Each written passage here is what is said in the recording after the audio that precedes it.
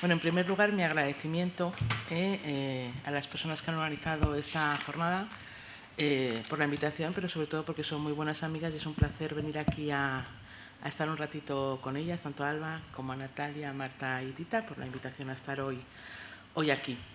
Estoy muy agradecida y espero satisfacer expectativas, pero una siempre se pone nerviosa en estas ocasiones. Lo primero que tengo que decir es que le he cambiado un poquito el título a la conferencia, es decir, no se ajusta exactamente a lo que aparece en el programa, aunque se parece, no he cambiado, no de repente he decidido hablar de otra cosa, voy a hablar de más o menos lo mismo, solo que lo he ajustado mejor a lo que iba saliendo a medida que iba preparando la intervención. Entonces, básicamente me voy a centrar, la charla tiene como dos partes.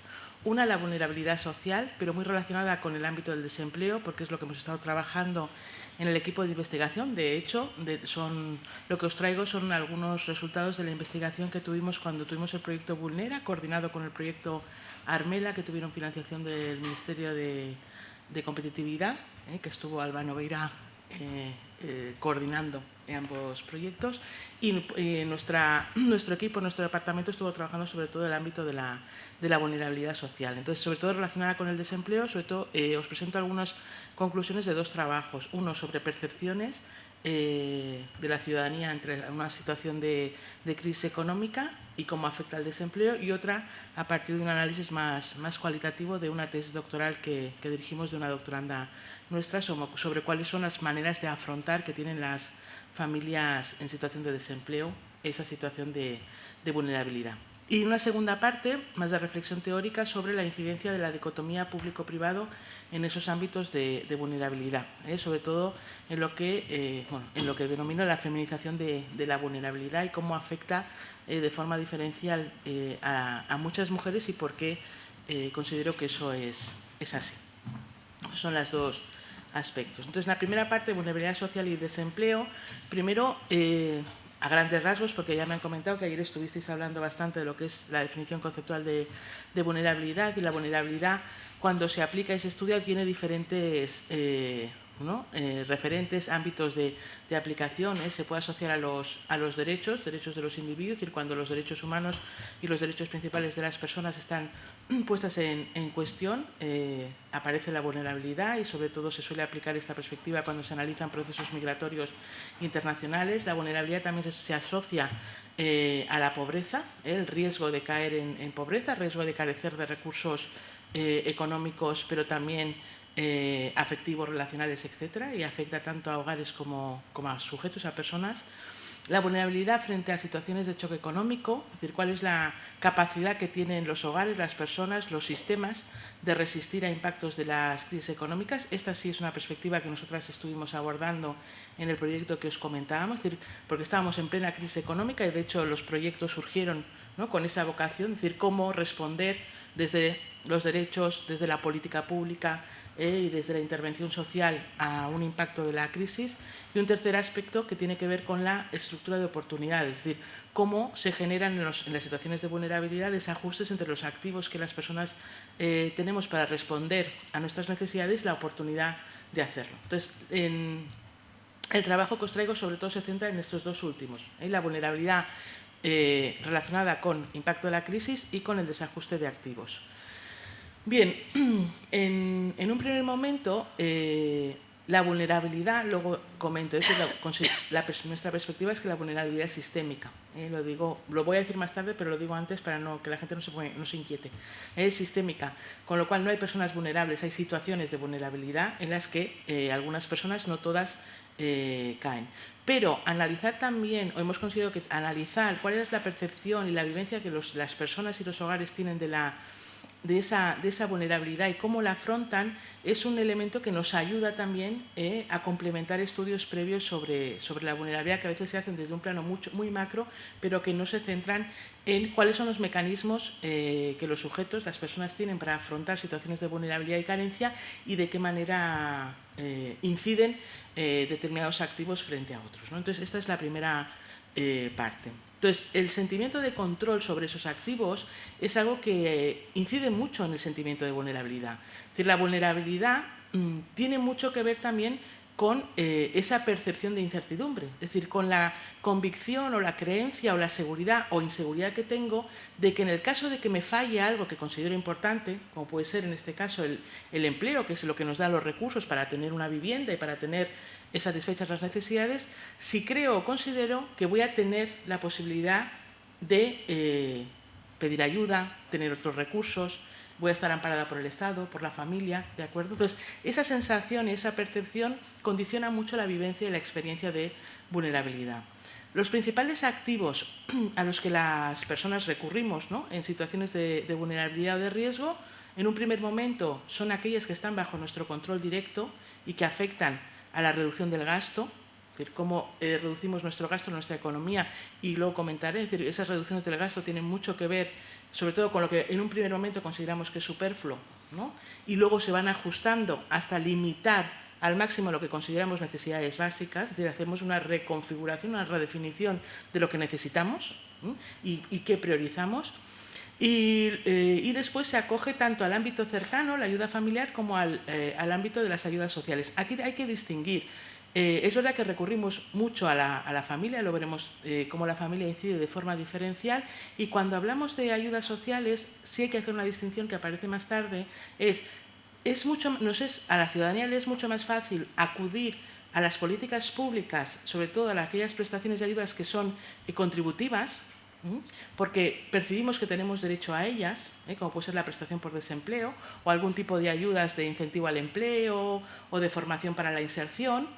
Pero las ayudas de carácter no contributiva, en Euskadi tenemos la renta de garantía de ingresos, las ayudas de emergencia social, pero cualquier otra renta no contributiva, es el último reducto al que la gente se acoge porque aparecen sentimientos de vergüenza y de culpa. Es decir, no está socializada la idea entre muchas personas, sobre todo aquellas que caen en un ámbito de vulnerabilidad del que no conocían o del que no venían, la dificultad de acogerse a este tipo de ayudas. Y en última instancia está la caridad, ¿de acuerdo? Es decir, que es también el último ámbito para refugiarse o pedir ayuda en situaciones de vulnerabilidad. Por tanto, esta gradación que vemos que aparece, ¿no?, a la hora de afrontar situaciones de vulnerabilidad nos sitúan a la familia como un elemento esencial en la percepción de la vulnerabilidad subjetiva. Pero desde dos puntos de vista. Por un lado, tenemos que la familia, efectivamente, sobre todo en un modelo de bienestar como el nuestro, que es sumamente familista, aparece como una clara fuente de protección que proporciona ayuda sobre todo a la gente más joven, y luego veremos una tipología de cómo el precariado joven percibe la vulnerabilidad y la incertidumbre de forma muy distinta, pero también es una fuente de estrés añadido. Es decir, si la subsistencia de una familia depende de una de sus personas, y aquí es donde aparecen las familias monomarentales claramente como factor estresor, es decir, la familia como factor estresor a la hora de responder a situaciones y ámbitos de vulnerabilidad. Ante estas tres situaciones de vulnerabilidad se asocian a diferentes grupos sociales. En un primer trabajo, lo que era la percepción de vulnerabilidad, nos encontramos personas que vivían en una incertidumbre eterna, es decir, es aquellas personas que prácticamente han vivido toda su vida en un ámbito de vulnerabilidad, es decir, forma parte de su propia identidad, de su propia esencia, tiene mucho que ver con la desigualdad heredada, es decir, familias y sujetos que heredan una desigualdad, que vienen de esa desigualdad y no salen de esa desigualdad ni de esa incertidumbre o vulnerabilidad, con lo cual forma parte de su identidad. Hay una desesperanza continua, pero también hay mecanismos mucho más activos para afrontarla desde diferentes ámbitos.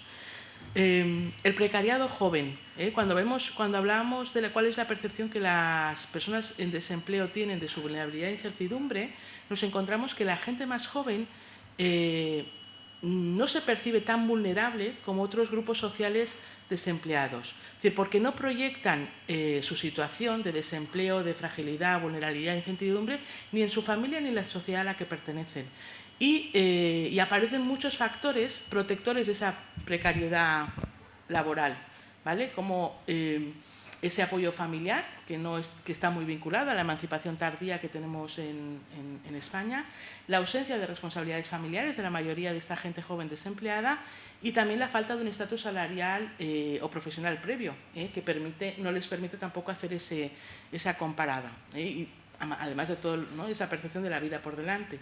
Sí creo que sería interesante analizar a futuro, ¿no?, cuál es el impacto que las expectativas frustradas generan en esta generación de precariado. Es decir, la tasa de desempleo entre la gente joven es muy alta, las condiciones laborales son precarias, la estabilidad es prácticamente inexistente. Es decir, tenemos muchos datos con respecto a las condiciones laborales de la gente joven, pero habrá que, en ámbitos de vulnerabilidad e incertidumbre, analizar cuál es la situación dentro de 15, 20, 25 años, cuando desaparezca, ¿no?, esa familia como colchón y desaparezca esa visión algo más esperanzadora que tienen algunas personas jóvenes, no todas. Y luego está la nueva pobreza, con la que hemos trabajado en mayor profundidad luego en un análisis más cualitativo también. Son aquellas personas de mediana edad que han tenido unas cotas de bienestar social previas, es decir, habían conformado una familia a partir de un empleo y habían asumido ciertas responsabilidades, y de repente la situación de desempleo de uno de sus miembros o de los dos les llevan a una situación de exposición a la eventualidad y de vulnerabilidad. Entonces, ante esta situación se despliegan una serie de mecanismos de ajuste presupuestario, de búsqueda de ayuda familiar y social, que no siempre se articula de la misma manera, ¿no?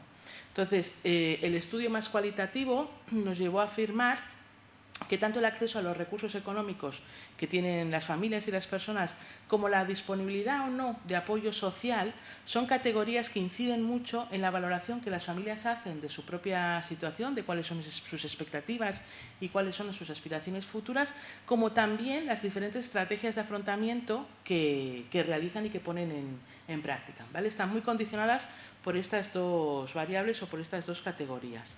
Entonces, por un lado, en función del acceso a los recursos económicos, nos encontrábamos que había un grupo, ¿no?, de personas que tienen mucho que ver con ese primer grupo que decíamos antes, de personas instaladas en la vulnerabilidad, es decir, gente que sobrevive en el día a día, es decir, que le basta con llegar al final de un día con 10 euros para poder gastar en comida y sobre todo para poder alimentar a sus hijos e hijas, y las preocupaciones son a muy corto plazo, no hay proyección de futuro. Estas personas utilizan las tres estrategias: la reducción del coste de la vida, que es reducir gastos en la economía doméstica, que empiezan siendo gastos que se consideran superfluos, como os decía antes, de pues no ir al cine, no ir al teatro, no ir de vacaciones, pero incide también no ir al dentista, dejar de comer carne roja, dejar de comer pescado. Es decir, cuanto mayor es la situación de precariedad, ese ajuste presupuestario cada vez es más mayor, y lo que termina es redefiniéndose la prioridad y la necesidad.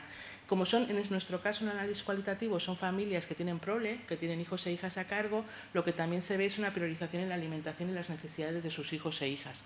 ¿Pero en qué les afecta? No suelen tener extraescolares esos niños y niñas, tampoco vacaciones, ¿no? Es decir, hay un ajuste de lo que es el coste de la vida. A nivel de la vivienda, suele cambiarse de vivienda o ir a la vivienda familiar original, o incluso se inician procesos migratorios como consecuencia de no poder hacer cargo del coste de la vivienda en la que vivían o que disponían.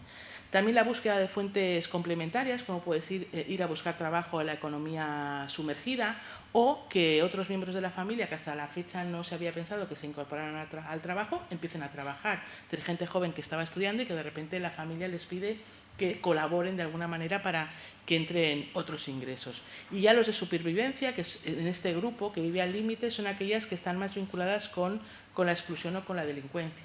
Aquí nos encontramos tan solo un caso en los que en situaciones de extrema necesidad pues había vendido marihuana o había vendido objetos robados que le pasaba a un conocido, etcétera, ¿no?, para generar algunos recursos extra. El segundo grupo es aquel que está intentando llegar a final de mes, que tiene ciertos ingresos estables que cubren algunas de las necesidades básicas, y las preocupaciones se manejan ya en el corto y en el medio plazo. Siguen funcionando las acciones de reducción de coste y también las estrategias de ingresos complementarios. Y el tercer grupo es el que no variaría tanto su estatus ni su preocupación, porque seguiría contando con ciertos ingresos estables y suficientes, sobre todo en aquellos casos donde uno de la pareja, una de las personas de la pareja ha perdido el desempleo, pero la otra todavía no. Entonces ha habido una bajada de los ingresos, pero tampoco una ausencia de los mismos, y lo que se suelen hacer como estrategias de afrontamiento se reduce sobre todo lo que es reducción de coste. Entonces tenemos 3 diferentes modelos de afrontamiento en situaciones de vulnerabilidad por pérdida de empleo que tienen que ver con esa respuesta ante la capacidad de recursos económicos. Y con relación a la disponibilidad de apoyo también nos encontramos con 3 tipos. Aquellas familias o personas que carecen o dicen carecer de red social, de red de apoyo, las que afirman que es frágil, que es pequeña, que es inestable, pero ahí está, y aquellas que tienen una gran seguridad en la red social de apoyo. En función de cuál sea su situación, se recurre más a recursos propios, a la red formal o informal, que se deriva tanto de las políticas públicas, contributivas, no contributivas, como de la caridad. Y aquí yo creo que sí es significativo atender a un dato que ya nos se venía anunciando el informe FOESA, lo comentaba en el 7º informe y se recupera el dato en el 8º informe, y es cómo se está debilitando la red familiar, es decir, cómo muchas familias están llegando a una situación de estrés en las que ya no es posible dar una respuesta a situaciones de vulnerabilidad o incertidumbre. Es decir, durante muchos años ha sido un sostén muy importante para muchas familias. Todas y todos habéis oído hablar de la importancia, por ejemplo, de las pensiones de jubilación en las familias extensas, que han sido una fuente de ingresos para muchas familias, derivadas precisamente del desempleo previo a alguno de sus miembros, pero esa red familiar está sufriendo bastante estrés, o sea, está llegando a límites que estaríamos en el grupo 2. Me ayudan como pueden, pero la red empieza a ser frágil o empieza a ser poco segura o poco estable, ¿no? Y eso es un tema, yo creo que significativo, sobre todo si se siguen, o sea, si las tasas de desempleo y la situación económica no mejoran. Entonces, según Boaventura de Sousa Santos, yo creo que es muy importante también introducir todo el tema de las emociones, es decir, porque hablamos de percepciones y hablamos de expectativas, aparte de situaciones objetivas, por supuesto. El miedo es la emoción dominante cuando las expectativas del futuro son negativas, mientras que cuando son positivas, la esperanza es la que se abre camino, ¿no? Y el miedo creo que está bastante, yo no sé si hablaría como Santos de miedo, pero sí creo que podemos hablar de incertidumbre, y a veces pienso de si nos han robado el futuro o nos han robado la capacidad de imaginar un futuro distinto. Yo creo que sí estamos un poco en esa situación. Estos son datos para Euskadi, del Deustobarómetro, que es una encuesta que hacemos en la Universidad de Deusto cada 6 meses, sacamos una edición en verano y otra en invierno. Y yo sí creo que nos han robado en parte la capacidad de imaginar un futuro diferente, porque las expectativas a futuro son bastante pesimistas. Cuando le preguntamos a las personas encuestadas cómo creen que será la situación económica de sus hijos e hijas cuando tengan la edad que ellos tienen en ese momento, la mayoría considera, un 47%, que va a ser peor que la suya. Tan solo un 22% considera que sus hijos e hijas van a tener una vida mejor que la que tienen ellos y ellas, ¿no? Es decir, se ha roto, ¿no?, esa crisis civilizatoria de que el progreso es lineal, de que siempre vamos a mejor, etc. Es decir, hay una percepción que rompe con esa asunción de que el futuro que está por venir va a ser siempre algo mejor. Y lo estamos viendo también estos días, ¿no?, con todas las movilizaciones de la crisis climática y demás, un poco percepción de cierta incertidumbre de lo que el futuro nos depara. Cuando un poco profundizamos en esta cuestión, es decir, ¿por qué proyectamos un futuro para nuestros hijos e hijas pesimista o peor que el nuestro? Tan solo cuando les preguntamos por si creemos que nuestros hijos e hijas van a tener un mejor nivel de estudios que el que tenemos nosotros y nosotras, ahí sí, el 50,7% considera que sí, que va a haber una evolución, va a haber un progreso en ese sentido. Pero en todos los demás se va reduciendo. A mí me parece muy significativo. Será más feliz que yo, solo lo opina un 13%. Habrá que valorar cómo o somos infelices o proyectamos una mala felicidad para las futuras generaciones. Y como estamos hablando de vulnerabilidad de vivienda, aunque yo voy a hablar un poquito de vivienda, podrán acceder a una vivienda digna, ya sea en propiedad o en alquiler, tan solo el 20%. Datos para Euskadi, no son datos para España. Una comunidad autónoma que tiene buenos indicadores económicos, etcétera, ¿no? Entonces, el dilema, como afirma mi colega y amigo Imanol Zubero, es pues vamos a tener que escoger, ¿no?, entre un futuro con miedo y sin esperanza o bien un futuro con esperanza y sin miedo. Entonces, ¿cómo vamos? Y la cuestión clave yo creo que va a ser escoger la manera acertada de propiciar esos entornos personales, familiares y sociales que propicien ese entorno con esperanza y sin miedo, donde yo creo que las políticas públicas, el modelo de bienestar tiene mucho que decir. No me va a dar mucho tiempo a trabajar la segunda parte porque me he enrollado mucho en esta primera, igual he hecho... pero voy a ir rapidito, muy rapidito. Cuando trabajamos esos diferentes grupos y tipologías, lo que nos encontramos es una clara feminización de la vulnerabilidad. Es decir, las mujeres estaban en todos los grupos analizados y siempre en la peor situación. ¿De acuerdo? Es decir, hay cuestiones de carácter estructural, como son los aspectos materiales, es el acceso que las mujeres tienen al mercado de trabajo, la precarización del trabajo de las mujeres, la brecha salarial, pero también atribuciones subjetivas de cuál es el rol y papel social que cumplen las mujeres en nuestra sociedad, que tiene que ver con sus responsabilidades en el ámbito doméstico, que configuran y nos ayudan a explicar esos ámbitos de vulnerabilidad femenina, esa mayor vulnerabilidad que observamos en las mujeres. El informe FOESA también habla, ¿no?, de la desventaja de las mujeres con respecto a la exclusión social vinculada a la brecha en el empleo, las prestaciones, el riesgo de empobrecimiento, el acceso precario a la vivienda, etc. Y lo que os comentaba antes, es decir, al final la vulnerabilidad es sistémica. Las personas no son vulnerables, lo son las situaciones. Y la mayor o menor probabilidad de caer en una situación que implica vulnerabilidad. Hay condicionantes sociales y condicionantes de género que explican la mayor o menor vulnerabilidad de determinados grupos sociales o de determinadas personas. Esta diapositiva la quería para introducir la segunda parte, que no voy a presentar, me voy a ir directamente a las conclusiones porque no me va a dar tiempo, pero sí quiero presentaros esta diapositiva porque me parece muy significativa cómo la perspectiva de género en la investigación social y en las ciencias sociales nos puede también abrir a otras formas de ver y de reconocer la realidad. Es un trabajo de Francesc Valls y de Ángel Bersunegui, en el que están trabajando cuál es el riesgo de pobreza de los hogares y lo que hacen es, en un primer momento, analizar el riesgo de pobreza por sexo y comunidad autónoma. El valor positivo indica mayor riesgo de pobreza para las mujeres, el valor negativo para los hombres, ¿no? Este dato lo sacan analizando, analizando el riesgo de pobreza de los hogares o de la persona referente en esos hogares. Pero en la misma investigación hacen la misma estimación, pero asumiendo o haciendo un cálculo, un índice, en el que asumen cuál es la autonomía real y la capacidad de recursos que tienen no solo los hogares y la persona que está al frente, sino todos y cada uno de sus miembros. Y de repente el mapa cambia de color. Es decir, cuando hacen una estimación, ¿no?, de cuál es el diferencial en riesgo de pobreza de mujeres y hombres, atendiendo al supuesto de autonomía de todas y cada una de las personas que integran un hogar, nos encontramos que el riesgo de pobreza de las mujeres en toda España es superior, y muy superior.